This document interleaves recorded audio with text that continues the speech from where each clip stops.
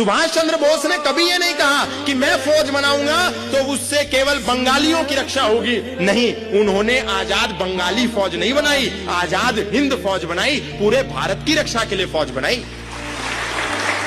भगत सिंह ने कभी नहीं कहा कि मैं सिखों का क्रांतिकारी हूं, केवल सिखों को आजादी दिलाऊंगा, केवल पंजाब आजाद होना चाहिए। भगत सिंह ने पूरे देश को आजाद करने के लिए अपनी आवाज उठाई।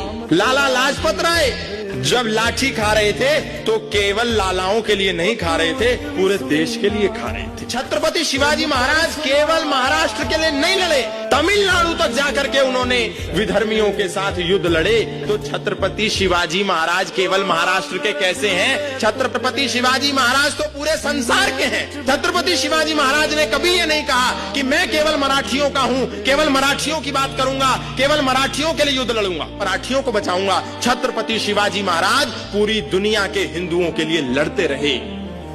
महाराणा प्रताप ने कभी ये नहीं कहा कि मैं केवल राजपूतों का हूं, केवल राजपूतों की रक्षा की बात करूंगा, ऐसा कभी नहीं कहा। महाराणा प्रताप अंतिम श्वास तक हिंदुओं की, हिंदुत्व की, सनातन की रक्षा के लिए लड़ते रहे।